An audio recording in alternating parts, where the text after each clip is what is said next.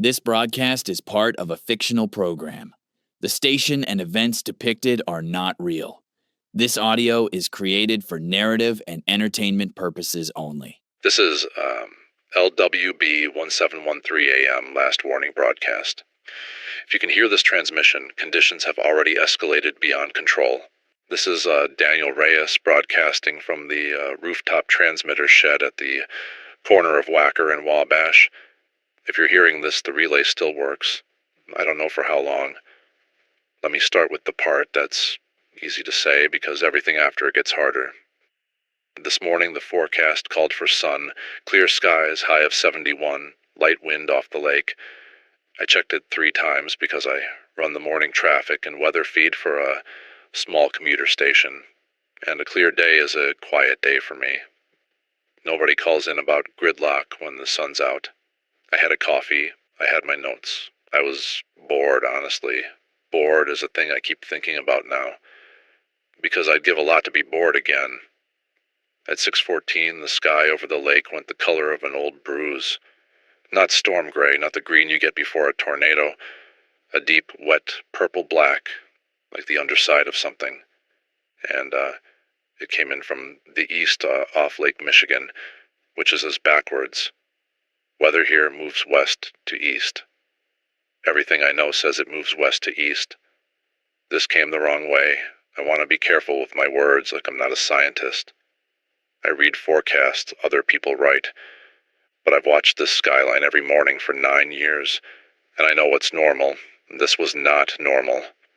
The clouds didn't billow. They slid, flat and low and fast, like a lid being drawn over a pot. And then it started to rain. I need you to understand that the rain was black. Not dark, not dirty, black. It came down in straight lines, no wind to bend it, and where it hit the windows of the shed it didn't run in droplets. It clung. It moved against the glass slower than water should, finding the corners, pooling in the seams. I called it in to dispatch as an unscheduled weather event. That's the procedure. That's what you do. Dispatch didn't pick up.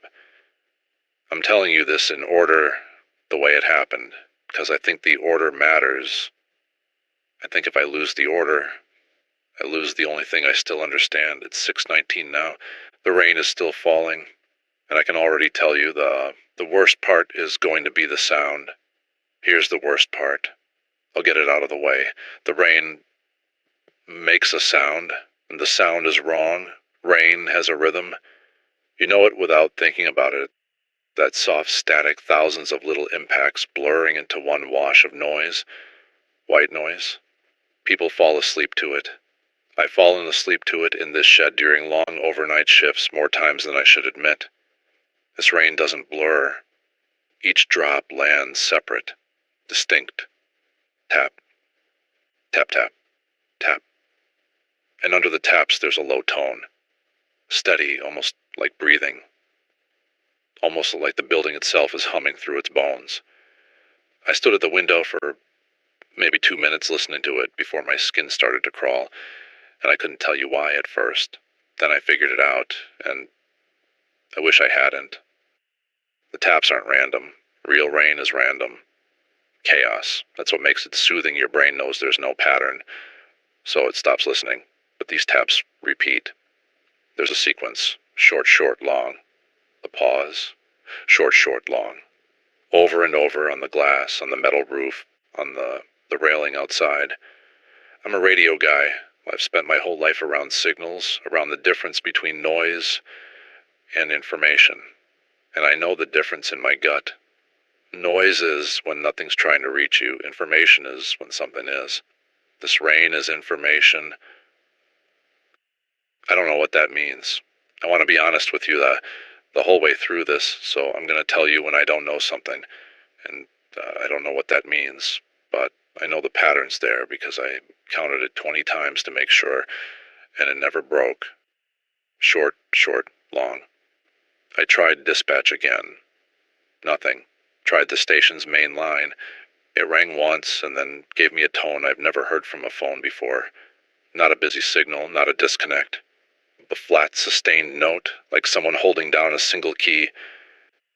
I'm going to keep this relay open as long as I can. The transmitter up here runs on its own line and its own backup, separate from the building, which is the only reason I can talk to you at all. It's 6:26, the rain hasn't slowed, and I just realized I haven't seen a single car move on Wacker in 12 minutes. A city this size is never still. I want that on the record, because it's the thing my brain keeps snagging on. Even at 4 in the morning, there's movement. A cab, a delivery truck, some guy walking home who made bad choices. The L.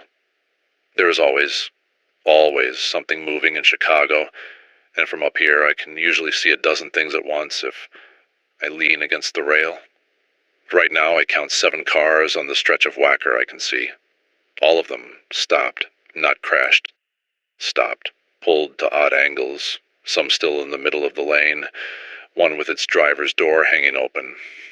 No flashers, no movement. Inside that I can make out through the rain. The black rain is pooling on their roofs. And it's not running off the way it should. It sits there, this dark film, and every few seconds it ripples not from new drops hitting it, but from underneath. Like something shifting beneath the surface tension. I'm describing this as carefully as I can because I keep wanting to look away, and I think looking away would be a mistake. There was a man, maybe a minute ago. He came out of the parking structure across the street, no umbrella, walking fast at first, the way you do when you're caught in weather. Then he slowed, then he stopped, right out in the open, in the middle of the worst of it, and he tilted his head back. He just stood there with his face up in the black rain, not flinching, not wiping his eyes, listening. I wanted to yell down to him. There's no way he'd hear me from up here, 16 floors through the rain, but I wanted to, and then I realized I didn't know what I'd even yell. Get inside? Why, I don't know that inside is safer. I don't know anything yet. He stood there for almost a minute with his face up.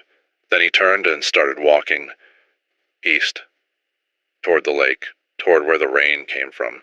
Same direction the man with the open car door must have gone, because that car's been empty the whole time I've been watching.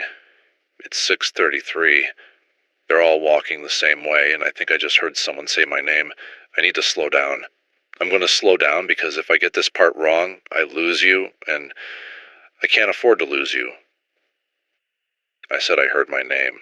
I want to walk that back a little, and then I want to walk it forward again, because both are true. What I heard was the rain, the taps on the glass, the low tone underneath. I've been standing here long enough that my brain is tired, and a tired brain does things. It finds faces in wallpaper. It hears words in the hum of a fan. There's a name for it. Pareidolia. Pattern hunger. We're built to find meaning even where there isn't any, especially when we're scared. So when I tell you that the rhythm of the rain, the short, long, for just a second arranged itself into the shape of Danielle, I want you to hear the rational part of me first. I want you to know that I know how that sounds, but I counted the pattern again after, and it had changed. It wasn't short, long anymore. It was longer now.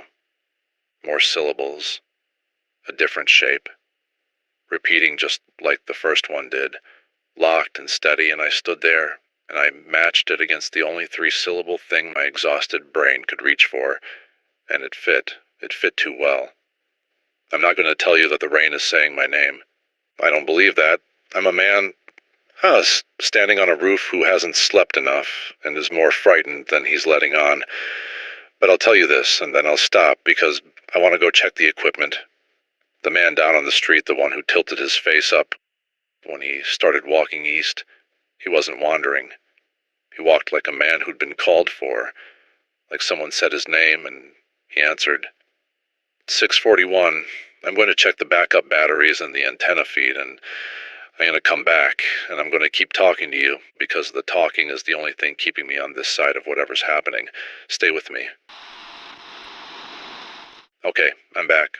The equipment's fine. Better than fine. The transmitter's actually pushing a cleaner signal than usual, which doesn't make sense in this weather, but I'll take it. I want to lay out what I know for certain, because I've been up here panicking, and that's not useful to either of us. Let me be useful. Certain thing one. It is raining black across at least the central loop. I can see it on every surface from here, every direction, all the way to the haze where my eyes give out. It is not localized. It is not a burst pipe or a chemical spill or a film shoot, all of which I genuinely considered because you'd be amazed what they shut streets down for in this city. Certain thing too. The rain carries a repeating acoustic pattern. I have now recorded it on 3 separate devices. My phone, the shed's old reel backup, and the broadcast feed itself. The pattern shows up on all 3. That rules out my ears playing tricks. Whatever it is, it's real enough to hit a microphone. Certain thing 3. People who go out into it stop behaving normally within about 30 to 60 seconds. They slow, they look up, and then they walk east. I have now watched this happen to 9 separate individuals. 9. The count matters. I'm keeping count of everything because numbers are the last thing I trust. Certain thing 4, and this is the one I keep circling. No emergency response. None. In a normal disaster, you'd hear sirens within minutes. Fire, police, the long flat blast of the tornado. Warning towers, we have those. They test them the first Tuesday of every month. I know exactly what they sound like. Nothing. The city is silent except for the rain. Now, here's what I don't know, and I'm going to be straight with you. I don't know if this is happening anywhere but here. I don't know if it's safe inside. I don't know what the pattern is or what it wants, if want is even a word that applies. I don't know why I heard my name and not in it. That man down there apparently heard his, and I don't know why I'm not affected. Because I've had the window open, I cracked it to get a clean recording. The rain's been blowing in, just a fine mist of it, and it's landed on my hands, my face, the back of my neck. And, I don't feel called. I feel afraid. But nobody's saying my name anymore. It's 6:58. Let me try the phones again. The phones are mostly dead, but I got one through. I want to tell you about it carefully because it's the first new information I've had from outside this building, and information is everything right now. I have a coworker, Marcus. He runs the overnight board at our sister station out in Oak Park, west of here, maybe 9 miles inland. I tried him on a hunch west, away from the lake, away from where the rain came in and it rang, and he picked up, and his voice was the most normal thing I've heard all morning. I almost cried, honestly. I'm not embarrassed to say that. He didn't know what I was talking about at first. Sun's out in Oak Park, birds, traffic, a guy mowing his lawn at 7 in the morning, like a lunatic. Totally normal Tuesday. He thought I was messing with him, so I held my phone up to the window and let him hear the rain. He went quiet. Then he said, "Dan, what is that?" And his voice had changed. Smaller, because he heard it too, the taps and the tone, even over a bad phone connection from 9 miles away. I asked him to do something for me. I asked him to look east, toward the lake, toward downtown, and tell me what he saw. Long pause, then he said, "There was a wall." Not clouds, a wall. A vertical band of that bruised, purple dark, standing up off the horizon, where the loop should be, sharp-edged, like someone had cut the sky in half and filled the bottom with ink. He said planes were turning away from it. He could see them. O'Hare's flight paths run over Oak Park, and the planes were banking hard, giving it a wide berth, every single one. But then he said something, and as I've been turning over ever since. He said, "It's not moving, Dan. It's been there. I just never looked up before now." I don't know what that means. I don't think he did either. But the way he said it, like the wall had always been there and we'd all simply failed to notice that, landed in me somewhere cold. The line cut out after that. Not hung up. Cut mid-sentence, with that same flat, held note before silence. I've tried him back 11 times, nothing. So now I know it's not the whole world. There's a normal Tuesday 9 miles west of me. That should make me feel better. It doesn't. 7-Eleven, and the wall isn't moving, but the edge of the rain has reached the next block. I did something I probably shouldn't have, and I need to tell you about it because it's changed how I'm thinking about all of this. So I went back and listened to my 3 recordings of the rain pattern, side by side, same window, same minute, captured on 3 different devices. They should be identical. The same sound hitting the 3 microphones at the same time gives you 3 copies of the same thing. That's not physics opinion. That's just how recording works. They don't match. On my phone, the pattern is the short, long I described, the one that turned into Daniel in my tired head. Fine. On the real backup, the old analog machine, magnetic tape, no software to corrupt anything. The pattern is different, longer, more complex.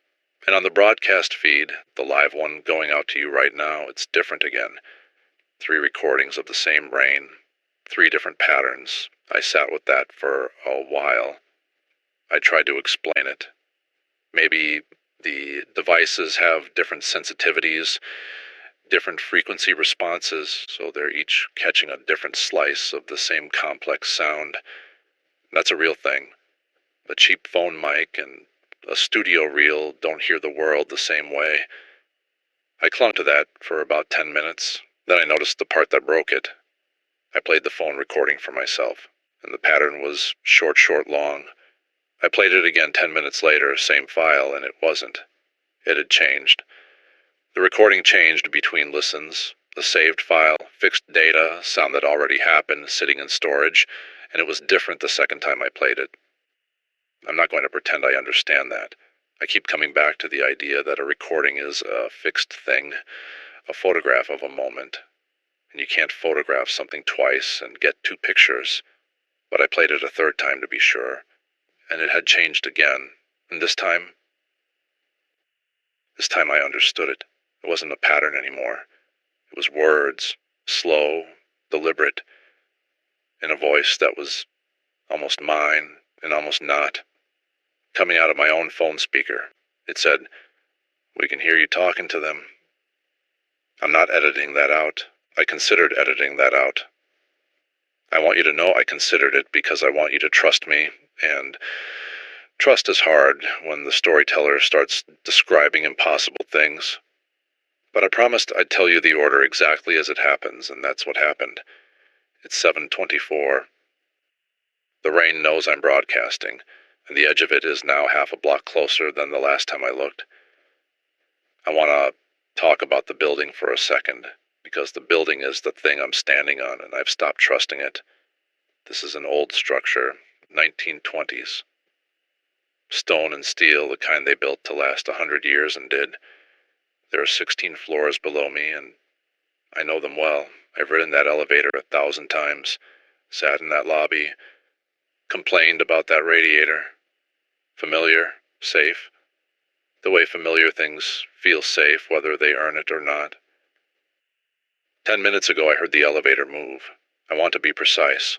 From up here in the shed, I can hear the elevator machinery when it runs. There's a motor room 1 level down, and the cables and counterweights make a specific groan I've heard 1,000 times. I heard it start. I heard it run. I heard the doors open, somewhere below. That little chime. But the power to the building is out.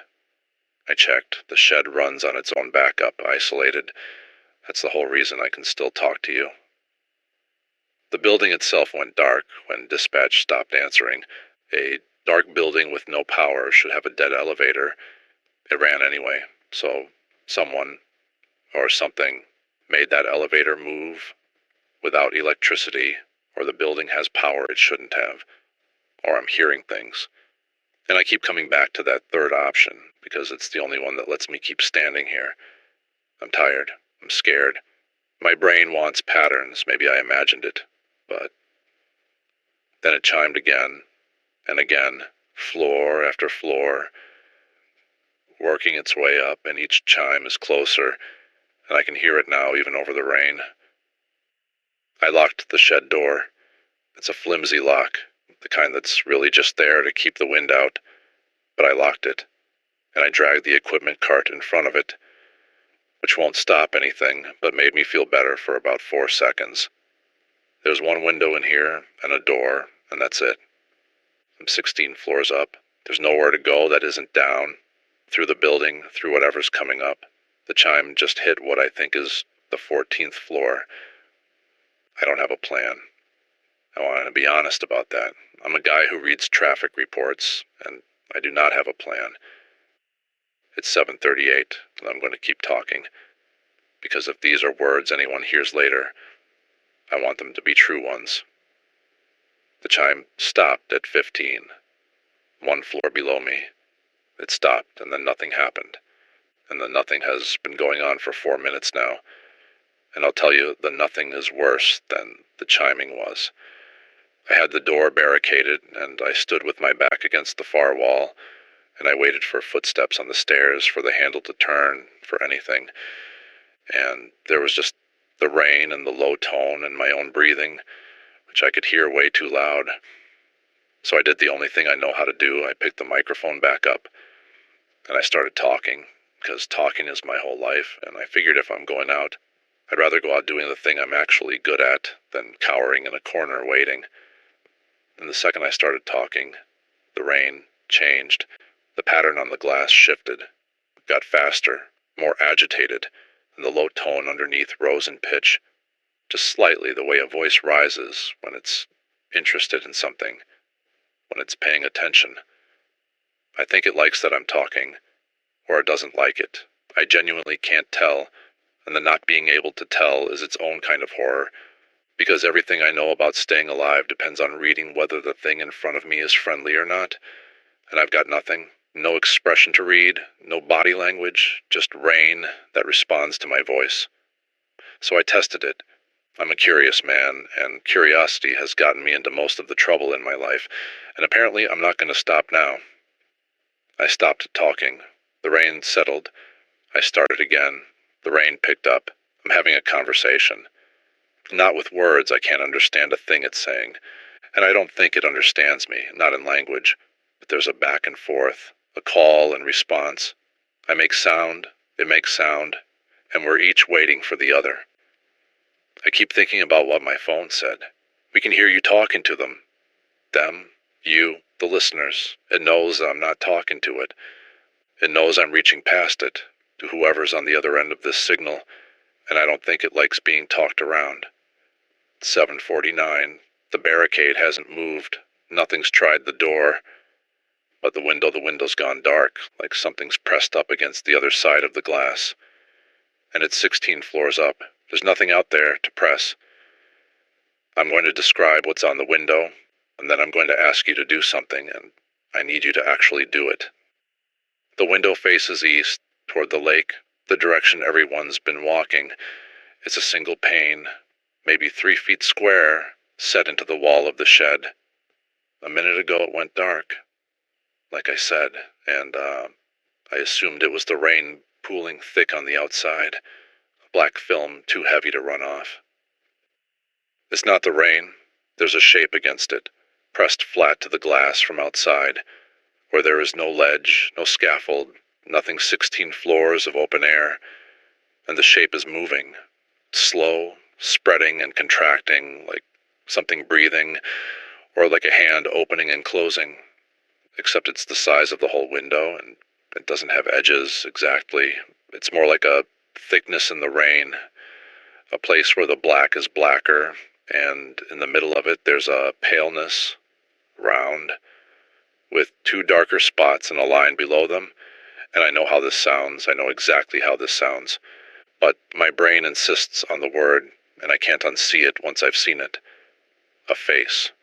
Not a person's face, not really. It's the suggestion of one. The way clouds suggest faces. The way the front of a car looks like it's smiling. Pattern hunger again.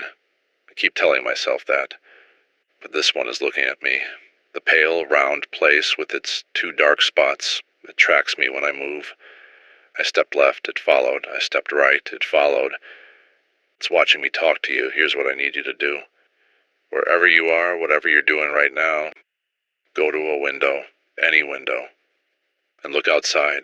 I need to know if it's just here, because I've convinced myself for the last hour that I'm a man trapped in a single bad building on a single bad block, and that 9 miles west, the world is fine, lawns getting mowed, planes flying.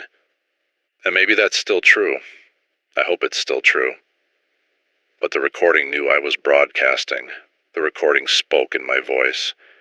And if it can reach into a saved file on my phone, I don't know what it can or can't reach. I don't know how far this signal goes or what's listening on the other end besides you. So, look outside. Tell me your sky is normal. I won't be able to hear you. I know that this only goes one way. But look anyway, confirm it for yourself. Because the face on my window just stopped watching me. It's 8:02. And now it's looking at the microphone. I got the scanner working. I want to tell you what's on it, because it answers the question I asked you to check. And I'm sorry, but the answer isn't the one I wanted. The shed has an emergency scanner, picks up police, fire, NOAA weather, the public safety bans. I'd forgotten about it in the panic. It runs on the same isolated backup as the transmitter. I switched it on, expecting silence or chatter about a localized event, some kind of official response finally kicking in. What I got was the pattern. Every band, every frequency, police dispatch, fire, the weather service, the aviation bands, all of them carrying the same thing, the taps, the low tone, short, long, except now I've heard enough of it. No, it's not really short, long. That was just the simplest piece my brain could hold. It's enormous, it's layered.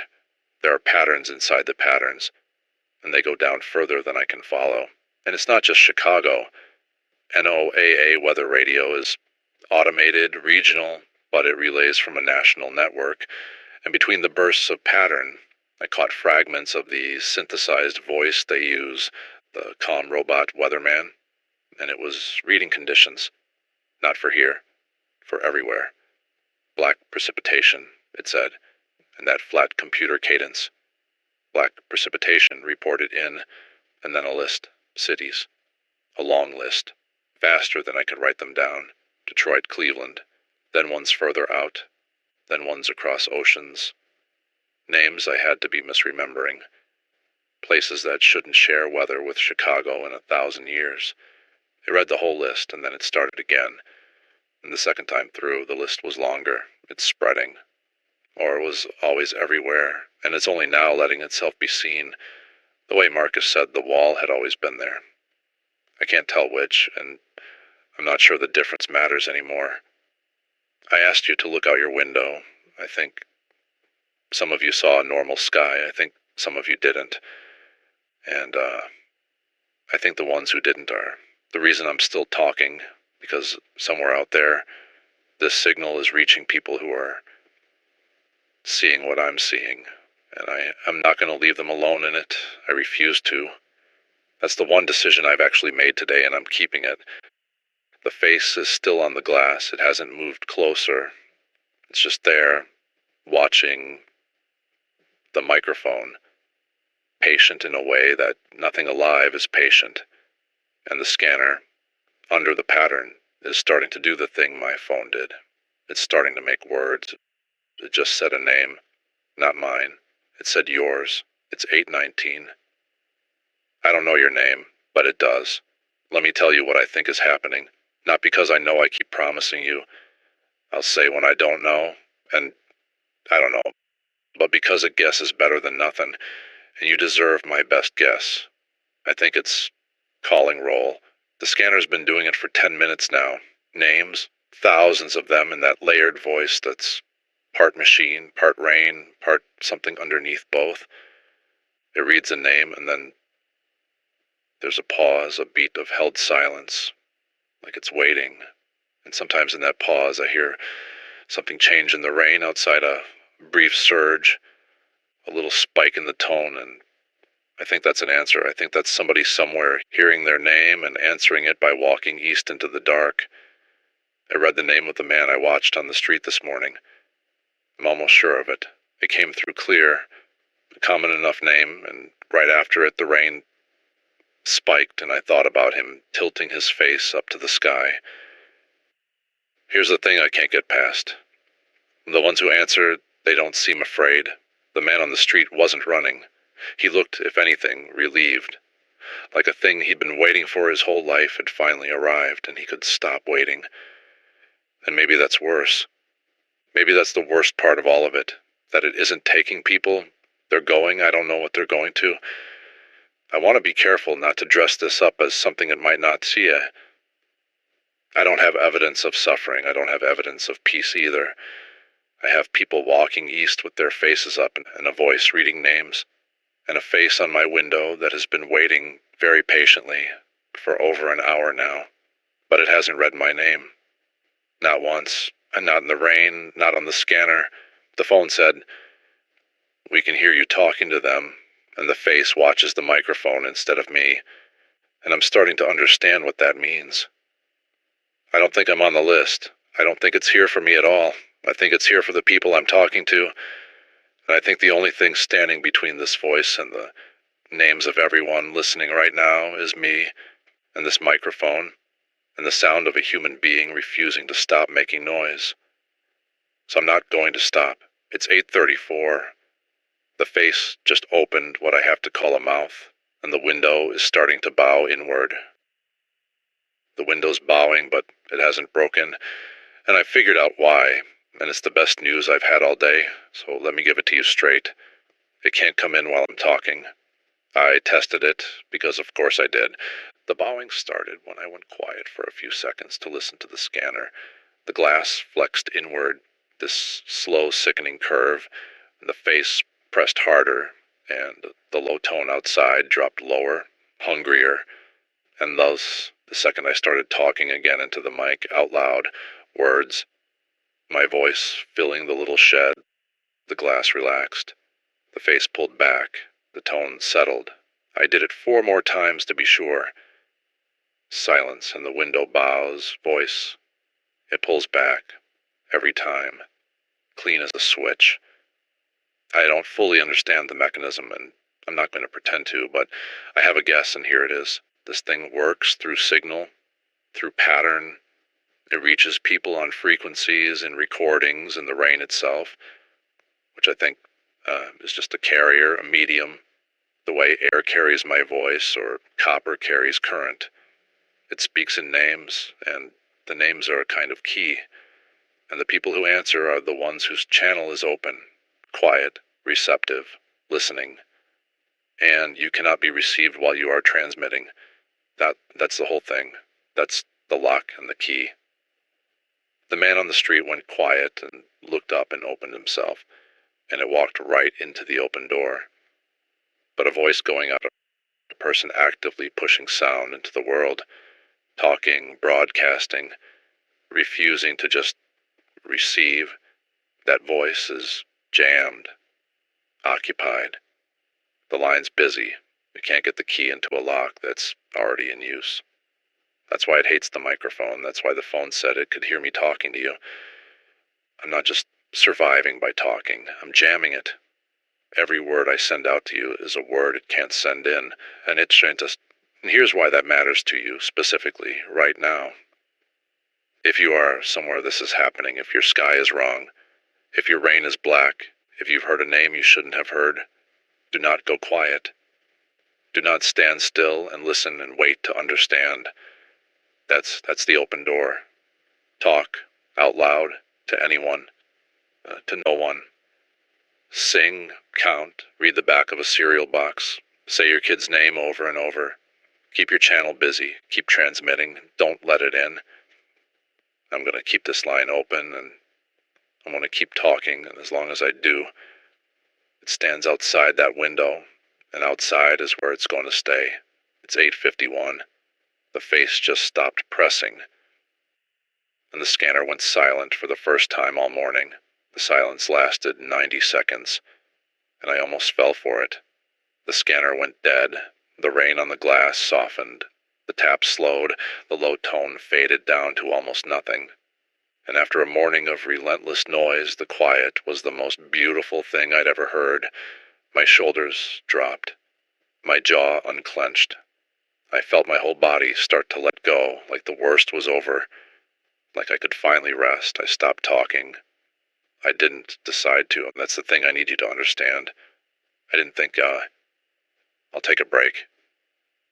My voice just trailed off mid-sentence, because the quiet was so deep and so soft, and I was so tired. And a tired man in a quiet room stops making noise. That's natural. That's the most natural thing in the world. The window bowed inward so fast it cracked. I heard it, that sharp snap of stressed glass, and it knocked me out of it. Whatever it was, the warm, heavy nothing that had crept up on me. And I understood all at once, and far too late, that the silence wasn't the thing letting up. The silence was the thing trying harder. It went quiet to make me go quiet. It softened everything to lull me, to lower my guard, to coax my channel open the gentle way instead of forcing it. And it almost worked. Another 10 seconds of that lovely silence, and I'd have been standing at the cracked window with my face tilted up, relieved, walking east in my own head. So now I know the rule has a second half. It's not enough that I survive by talking. It's that the quiet is bait. The peace is the trap. Every soft, restful, merciful moment this thing offers me is a hand reaching for the door of me, and the only thing I can do is keep it slammed shut with noise. I am so tired. I want to tell you that honestly. I've been talking for almost 3 hours, and my throat is raw and my voice is going, and there is nothing my body wants more than to stop, just for a minute, just to rest in that beautiful quiet. And that wanting is the most dangerous thing in this room. More than the face, more than the rain, the wanting is how it gets in. And it's 9:03. The crack in the window is spreading.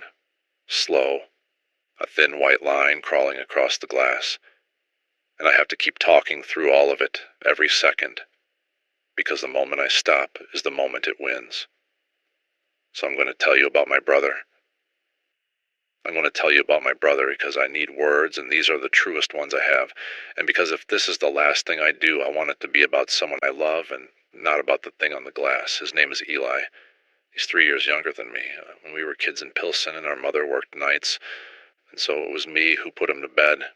And Eli was scared of the dark, really scared. The kind of scared that isn't cute, where a kid lies rigid and silent and can't even cry out. And I figured out, I don't know how, 8 years old and figuring things out, that the dark got worse when the room was quiet, and silence let the fear in. So I talked, every night. I lie on the floor by his bed, and I just talk about anything, about nothing. The bulls, what we'd eat if we were rich, made up stories where the two of us could fly, and he'd fall asleep to my voice. He told me years later he couldn't sleep without someone talking nearby. Well into adulthood, had to have the TV on, a podcast, anything. Voice in the dark. I used to think that was a thing I broke in him. Now I think maybe I gave him the only protection I knew how to give. Eli lives in Rogers Park now, north of here, right up against the lake. I've been trying not to think about that. Right up against the lake where the rain came from. I called him an hour ago before the scanner, and it went to voicemail, and his voicemail is just him saying, "You've reached Eli, you know what to do." Cheerful, recorded on some ordinary day when the sky was the right color. I've called 4 times since, voicemail every time, and I keep thinking if he's home, if he's scared, if his sky went wrong, does he remember? Does some part of him remember his big brother on the floor by his bed, talking, keeping the dark out with nothing but a voice? Is he talking right now? Singing to himself, narrating his own kitchen, saying my name into an empty apartment the way I used to say his. I have to believe he is. I can't do anything else with this microphone except believe it and keep my own voice going and hope the rule that's protecting me is protecting him too. 9 miles north, on the strength of a habit I gave him 30 years ago without knowing what it was for. Stay loud, Eli. If you can hear me somehow, on some band, in some way I don't understand, stay loud. Keep your channel busy. Keep the dark out the way I taught you. It's 9:18. The crack reached the edge of the frame, and under the rain, faint, getting clear, the scanner came back on. It's reading names again, and this time it's reading them fast.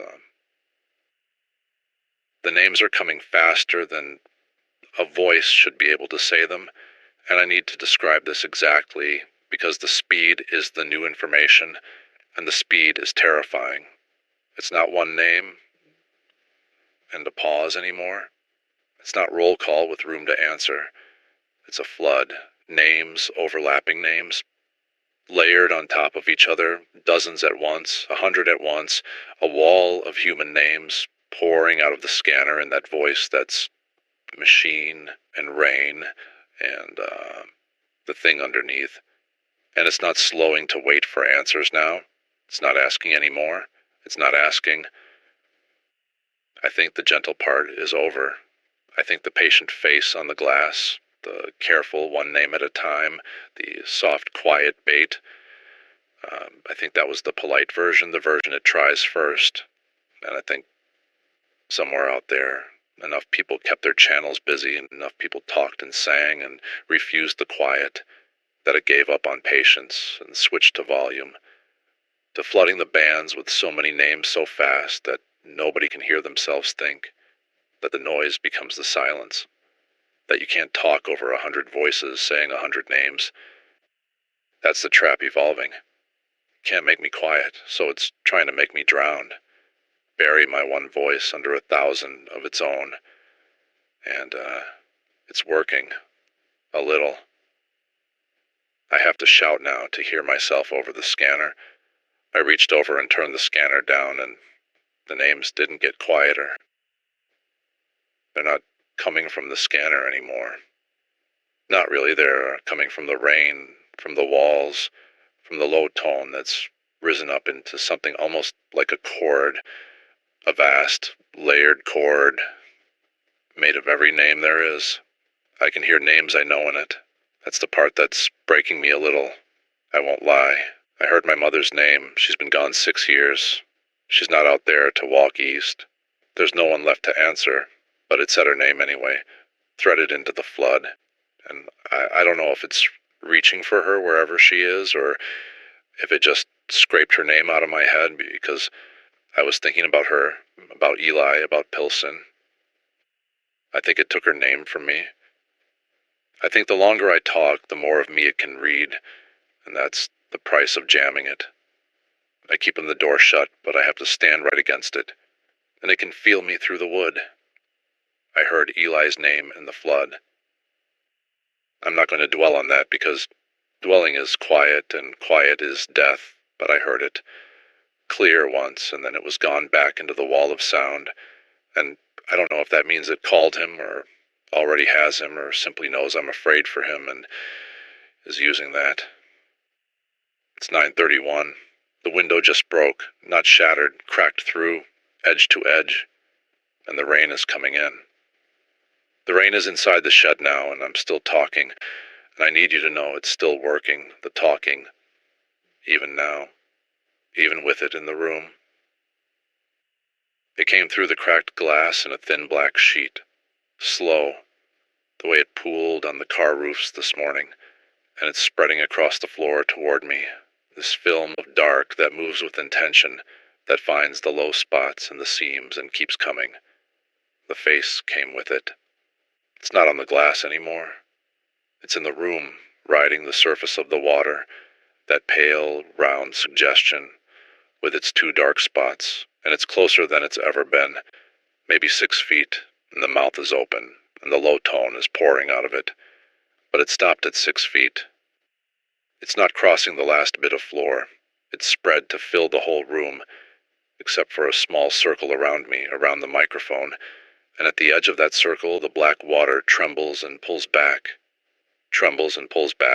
like a tide that can't quite reach the shore, And I understand that the circle is made of my voice, that as long as I'm talking, there's a space around me it can't enter, small and shrinking but real, held open by nothing but sound. So this is the line. This is the actual line, the literal line, a circle of dry floor in a flooding room, and I'm standing in the center of it with a microphone, and I'm going to hold it. I want to say some things while I can, in case the circle gets smaller, in case my voice gives out before this does. To whoever's listening and seeing this where you are, the rule is real. Talk, and it can't take you. I've proven it with my own body in a room full of the stuff. Find your people and make noise together, because a room full of voices is a room full of locked doors, and it can't flood a house that won't shut up. Don't comfort each other with quiet, comfort each other with noise. Tell stories, argue, sing badly, the worse the better. Keep every channel busy.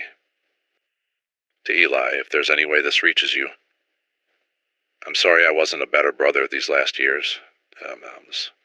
I let it go quiet between us. The regular kind of quiet, the kind that creeps into families, and I always thought there'd be time to fix it. Talk, little brother. Keep talking. I taught you how. Use it. And to the thing in this room with me, I don't know if you understand language. I don't think you do, not really, but I'm going to say it anyway out loud into the mic, because saying it keeps the circle open. You don't get them through me. It's 9:44, the circle's holding, but my voice is almost gone. My voice is going, and I have to talk about that directly because it's the clock now. It's the real countdown, not the rain, and not the face, but the simple fact that a human throat can't make sound forever. I've been talking for nearly 4 hours. My voice has dropped to a rasp. Every word costs more than the one before. I've had nothing to drink since the coffee at 6 this morning, in another life, when the worst thing in my world was a clear sky and a boring shift, and the dry circle held open by my voice, it shrinks, and when I get quiet, even a little, even when I just pause to breathe, I watched it. A long sentence, and it holds. A pause, and the black creeps in an inch. I'm down to maybe 4 feet of floor now. The face is close enough that I'd be able to see its expression if it had one, which it doesn't. It just has that open mouth and those 2 dark spots and the patience, the awful patience, because it knows. It knows I can't talk forever. It doesn't have to break me. It just has to outlast me. It's been doing this, I understand now. I think far longer than I've been alive. Longer than the building. Maybe it's the thing Marcus saw. The wall that was always there that we never looked up at. Maybe it's been waiting at the edge of every quiet moment humans have ever had. And a voice is only ever a delay, never an escape. But a delay is still something. A delay is everything, actually. Every second I hold this circle is a second it's spending on me instead of on someone out there who hasn't figured out the rule yet. Someone who's still got a chance to start talking before it reaches them. And I'm buying them time. I'm buying you time. That's the whole job now. That's the only job. So here's what I'm going to do while I can still choose it. I'm going to set the broadcast to loop. The transmitter can do that. Take everything I've recorded this morning. All of it, every word from 6:14 on, and play it out over the air on a loop, my voice going out on every band, over and over, after I can't anymore. A recording of a man talking, a channel that stays busy even when the man behind it can't. I don't know if a recording jams it the way a live voice does. The recordings changed this morning. I haven't forgotten that. But it may be a recording that's loud enough, going out wide enough, buys somebody somewhere the few seconds they need to find their own voice. It's the only gift I've got left to give. It's 9:53. I'm setting the loop now. The circle's down to 3 feet, and it's still not enough to make me stop. Now the loop is set. It's armed and ready and one switch away. The moment my voice gives out, or the moment the circle closes, whichever comes first, it'll take over, and my recorded voice will go out over every frequency this transmitter can reach, the whole morning playing on repeat, a dead man's hand holding the line. I want to walk you through exactly what it'll do, partly so you understand, and partly because describing it keeps me talking, and talking keeps the circle open. And I've stopped pretending those are separate things. It loops the full record, every word from the clear sky at 6:14 to right now, the whole descent. So whoever finds this band, whenever they find it, they get the rules in order. The black rain, the pattern, the names, the quiet that's bait, the noise that's armor. They get everything I learned. Paid for in a morning, handed over for free. I made it a teaching loop on purpose. If I can't keep talking, I want my voice to keep doing the one useful thing it ever did, which is keep the dark off someone scared in the next room over. I keep thinking about Eli on that floor, 8 years old, lying on the rug by his bed, talking until my throat hurt. I didn't know I was practicing for this. You never know what you're practicing for. You just do the thing in front of you, the small kind thing. Putting your scared brother to sleep, reading traffic to a city that's mostly not listening, and then one day the small thing turns out to be the only thing, the exact shape of the only thing, and you realize your whole life was a rehearsal for one morning you didn't see coming. The face is 2 feet away now. The circle's almost gone. The black water's at the legs of the cart, lapping patient, and the low tone has changed again. It's softer now. Coaxing. It's doing the gentle thing again. The merciful quiet. The rest I've wanted for 4 hours, and God, I want it. I want to stop. Every cell in me wants to stop and let the soft dark take the weight off, just for a second, just to rest. That wanting is it. I have to keep saying that. The wanting is the thing reaching through the door. The peace is the hand. I know the trick now, and knowing it is the only reason I can refuse it, and barely and not for much longer. So before I can't, I'm going to say the important part one more time, slow, for anyone who needs it, in whatever room you're in, with whatever sky is over you. Make noise. Stay loud. The quiet is not your friend today. Talk to each other, and don't stop, and don't let anyone you love drift into the soft silence, because the soft silence is where it lives. Hold your circle. Hold it together. You can hold it longer together than I could hold it alone. It's 10:01. My voice is almost gone. I'm going to tell you one last thing, and then I'm going to throw the switch. Here's the last thing I know, and it's the one that matters most. So I'm spending the last of my voice on it. It can't make new sound. I figured it out just now in the last few minutes, and I'm almost sure enough to bet everyone's life on it, which is what I'm about to do. Listen, everything this thing has ever said, every name, every word, the voice on my phone, the voice on the scanner, it was mine or borrowed. The phone spoke in a voice that was almost mine. The scanner used the Weather Service's robot cadence. The names it read were names it pulled from us, from our heads, from our records, from our recordings. It said my mother's name because I was thinking it. It threaded Eli in because I was afraid for him. It has no voice of its own. It only has ours. It's an echo, a vast, patient, hungry echo, that's been folding our own sounds back at us since before we had a word for it. And the reason it needs us quiet is that, an echo can't speak first. It can only answer. It can only return what we already sent, which means the live voice always wins. A real voice, a new voice, a thing it has never heard before, and so cannot fold back. That's the one sound in all of this it cannot make, cannot predict, cannot drown, because it doesn't have it yet. That's why the recording's changed, but the live mic held.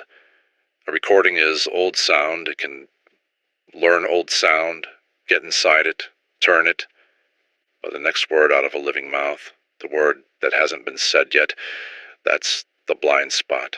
That's the gap in the door it can't reach through. So the loop isn't enough. I see that now. The loop is old sound, it'll learn it. Given time, it'll turn my own voice into bait, the way it turned the quiet into bait. The loop buys minutes, not the war. You're the war. Living voices, new words, the ones it hasn't heard.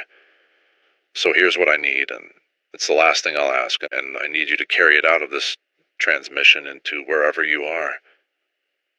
Don't repeat me. Don't loop my words like a prayer. Make your own. Say things that have never been said. Talk to the people next to you about things only you two know.